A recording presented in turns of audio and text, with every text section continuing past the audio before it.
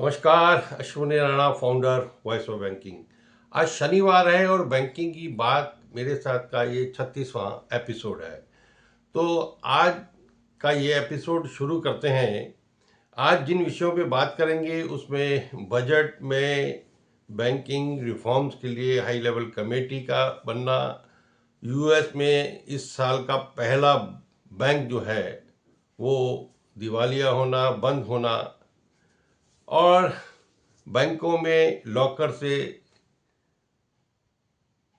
चोरी होता सोना, गोल्ड लोन के अगेंस्ट रखा सोना, और आरबीआई मॉनेटरी पॉलिसी के द्वारा क्या बैंकिंग के लिए सुझाव दिए गए हैं, और एक फेक एडवर्टाइजमेंट कैनरा बैंक के कार्ड के बारे में। तो शुरू करते हैं आज का ये एपिसोड।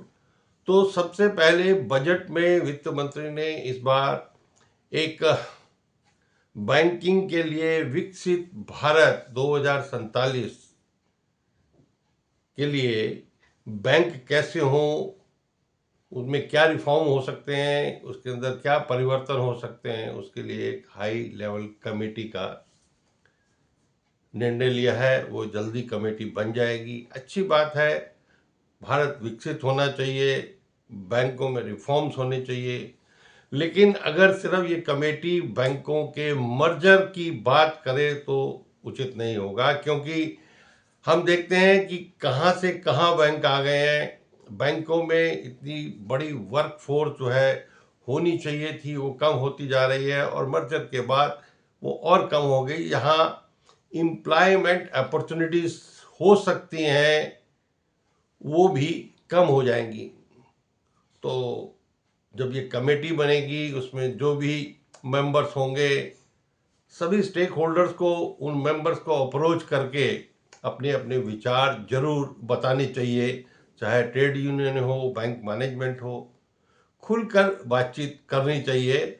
और उस कमेटी को भी सभी स्टेक होल्डर से भी बात करनी चाहिए, यानी धरातल पर क्या रिफॉर्म्स की ज़रूरत है उसकी भी आवश्यकता है। सिर्फ ये नहीं कि एक कमेटी बन जाए और बंद कमरे में कुछ भी बैंकों के बारे में निर्णय लें, वो उचित नहीं होगा।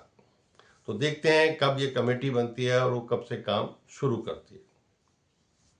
दूसरा, एक चौंकाने वाला खबर जो सामने आई कि यूएस में, अमेरिका में, हालांकि आए दिन बैंक वहाँ बंद होते हैं, दिवालिया होते हैं। एक बहुत बड़ा bank, metropolitan capital bank and trust, जिसकी 46 स्टेट में और 10 देशों में ब्रांचेस हैं, वो बंद हो गया है। यूएस के department of financial and professional regulation ने इसको बंद करने की घोषणा की है। हालांकि एक राहत भरी खबर कुछ हो सकती है कि जो डिपॉजिटर्स हैं उनको, हर डिपॉजिटर को 2.5 लाख, कितना, 2.5 लाख US$ कंपनसेशन मिलेगा। वहाँ 2.5 लाख US$ है, हमारे यहाँ 5 लाख है। यानी सबसे पहले तो ये बैंक जो है डूबते हैं, इसका मतलब कि वहाँ का रेगुलेशन उतना सही नहीं है। हालांकि उसका डिपॉजिट भी है, एसेट्स भी है, फिर भी क्यों बंद हुआ इसकी जानकारी बहुत सारी बाहर नहीं आई। लेकिन ये एक चिंता का विषय है कि जब इकॉनमी बढ़ रही हो और उस समय बैंक जिस पे जनता का ज़्यादा से ज़्यादा भरोसा हो, अपना सब कुछ वो बैंक के पास रख देते हैं और ऐसे में बैंक डूब जाते हैं, तो एक निश्चित दुखदायी खबर ग्राहकों के लिए। लेकिन कम से कम भारत में अभी तक इस प्रकार की घटना नहीं हो रही, लेकिन चिंता का विषय जरूर है। अब एक और चिंता बैंकों में है कि आए दिन ऐसी खबरें आती हैं कि बैंकों में रखा सोना, जो कि गोल्ड लोन के सिक्योरिटी के रूप में दिया जाता, वो चोरी हो रहा है। अभी राजस्थान में 6.5 करोड़ का सोना लॉकर से बैंक के चोरी हो गया, उसके ऊपर जांच जारी है।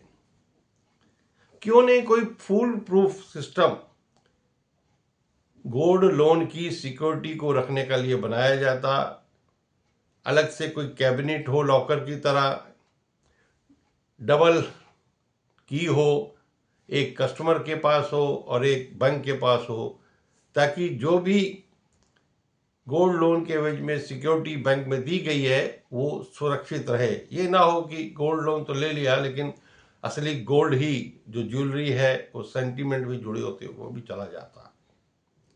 उसके साथ साथ एक स्टेट बैंक ऑफ इंडिया की फरीदाबाद की ब्रांच की एक अजीबोगरीब घटना सामने आई कि जब ग्राहक बैंक में पहुंचता है तो बैंक कहता है कि आपका लॉकर ही नहीं है, चाबी उसके पास है। वो बोलते हैं ये लॉकर तो किसी और का है।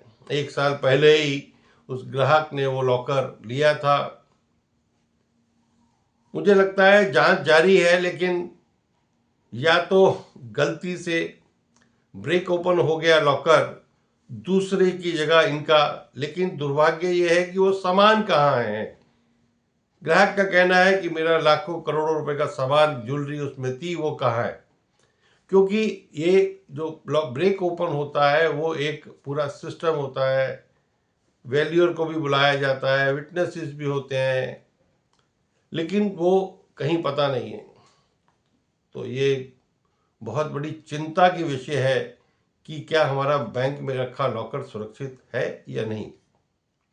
अगर नहीं तो ग्राहक क्या करें, या बैंकों को ये लॉकर का सिस्टम खत्म कर देना चाहिए, ग्राहक अपनी सामान की सुरक्षा खुद करे।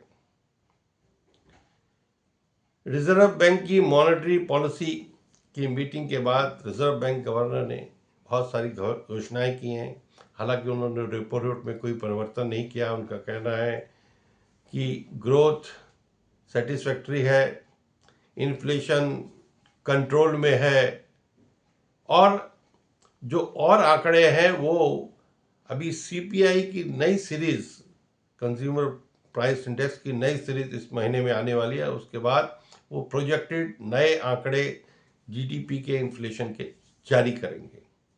इसी बीच सामने बात आती है कि रिजर्व बैंक ने घोषणा की है कि एमएसएमई को जो लोन विदाउट कोलेटरल 10 लाख था उसको 20 लाख तक कर दिया गया है। ये एक अच्छा खबर है, क्योंकि भारत जिस प्रकार से अनेक देशों के साथ फ्री ट्रेड एग्रीमेंट कर रहा है, तो मैन्युफैक्चरिंग सेक्टर को बढ़ावा देने के लिए एक बहुत बड़ी सपोर्ट जो है एमएसएमई को दी गई है।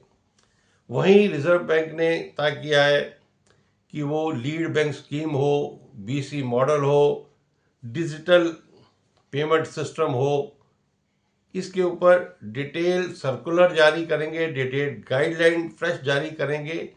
इसमें क्या कमियां हैं उसको ठीक किया जाएगा। तो उम्मीद की जा सकती है कि भाई लीड बैंक अच्छी तरह से काम करे। बीसी मॉडल में बहुत सारी कमियां हैं। बहुत सारे जो बीसी बिजनेस कॉरेस्पॉन्डेंट के रूप में या उनके सुपरवाइजर के रूप में काम कर रहे हैं, उनको उचित पैसा नहीं मिलता, और डिजिटल पेमेंट में जो फ्रॉड्स हो रहे हैं उसको भी किस प्रकार से सिक्योर किया जा सकता है उसकी भी चर्चा रिजर्व बैंक करने वाला है। फिलहाल रिजर्व बैंक ने ऐसे किसी डिजिटल फ्रॉड में नुकसान होने पर 25,000 रुपये तक का कंपनसेशन की बात की है, लेकिन वो जब लाखों में नुकसान हो तो 25,000 कोई मायना नहीं रखता। तो इससे अच्छा रिजर्व बैंक पेमेंट सिस्टम को, बैंकिंग को, ऐप्स को सिक्योर्ड बनाए, ताकि जो भी पेमेंट फ्रॉड की तरीके से होती है वो दूसरी जगह जल्दी से शिफ्ट ना हो।